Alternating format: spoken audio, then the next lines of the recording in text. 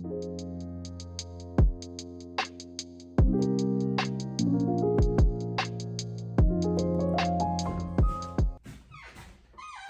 guys, welcome back to the Pressing Matters. I'm Scott Wilson. Every day is like Christmas when you're an audiophile. Today, I've got, very excited about this one. Super excited about this release. This will be the first rock review that we've done on the channel. Let's see what we got here. Okay. Put that away. This is the 45th anniversary of Al Stewart's Year of the Cat. His breakthrough album, his 7th album, and it's originally put out by Janus Records, was done once by Mobile Fidelity, and now is being done by Friday Music. They've replicated the original Hypnosis gatefold with a great artwork. It's pressed at RTI, and yeah, I have high hopes for this record. I do have the original pressing floating around here somewhere, so as soon as I locate it, I will do a comparison. I also have the Mobile Fidelity on order, and when all three are here, I'll do the full comparison. But I do have high hopes for this record. I need a clean copy. I'm hoping it's excellent. I have had some excellent records from Friday Music before. The Boston self-titled I really loved. And I've also got a couple that I think are okay, not real audiophile releases. The Robin Trower for Earth Below and Bridge of Sighs releases. Glad to have them, but I don't think that they really rise above to audiophile level. This is a company that does have audiophile pretensions. They charge audiophile prices. They press at RTI, and often they will use, or sometimes they will use Kevin Gray for mastering engineer. This one is not Kevin Gray. It's the Joe, I don't know how to say his name, Joe Rigoso. He does most of their mastering. So let's pray that this is going to be a great pressing. I'll let you know. Okay, so we're going to clean this up. And okay, my first impression is this doesn't look like an RTI sleeve. I don't think it was pressed at RTI.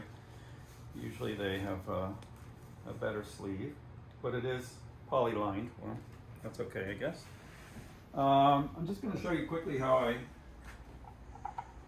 my ritual for cleaning. This is the VPI 16.5.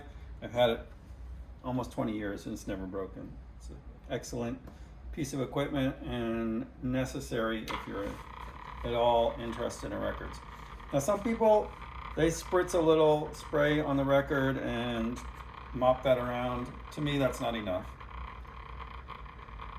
This is an enzymatic liquid. I put a generous amount on, get it nice and wet both ways. I'm using the VPI brush right now, and kind of spread that around. Then what I do is stop it. I get another brush. This is a velvet pad actually. Put a little liquid on that, and I'm going to go back and forth in sections.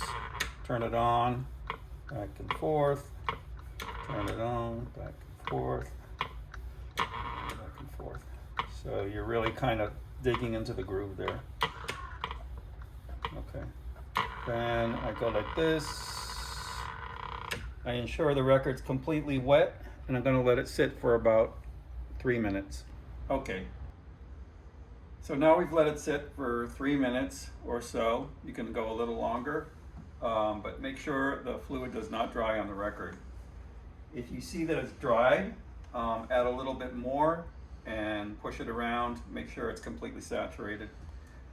Okay. So what we're going to do in this part is suck the dirty fluid off and use distilled water to rinse it several times. I'm going to try to talk over the loud noise that this produces. So if you can't hear me, I'm sorry, but okay,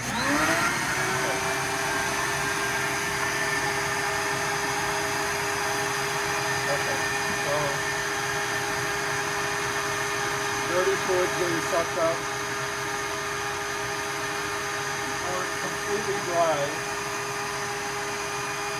I'll take a clean brush and I'm actually dousing the record with distilled water. You got to remove all of that enzymatic fluid.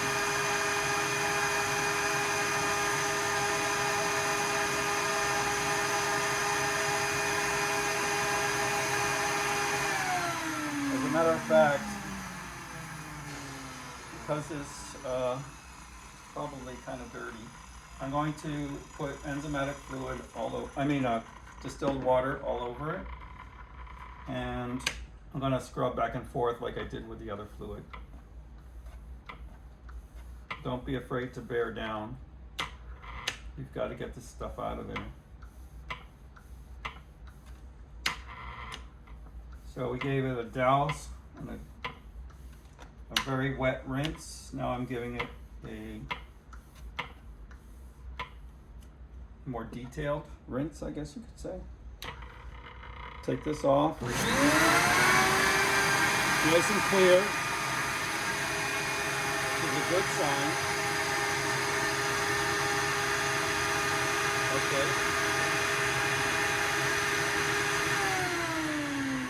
It looks like we got all of that.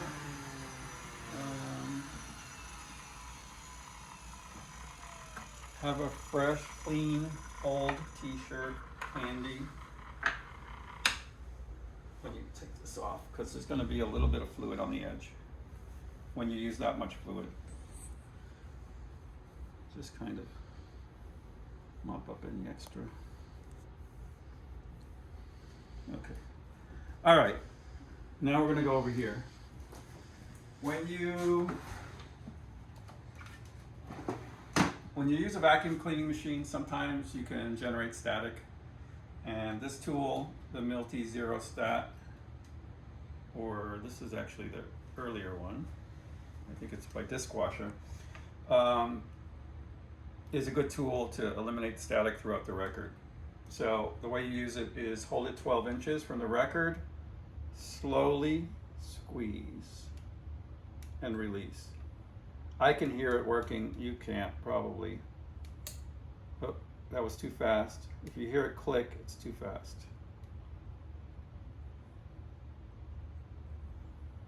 If you hear it do this, you've done it too fast.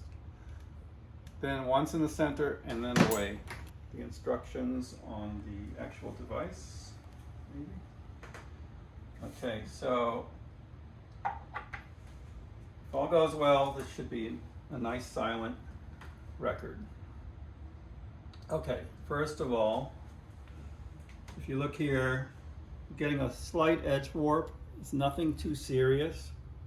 It's a little disappointing for an audiophile priced release.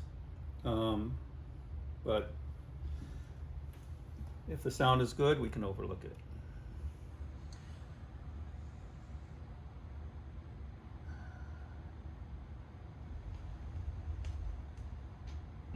Going toward Granville, but the tide is on the turn.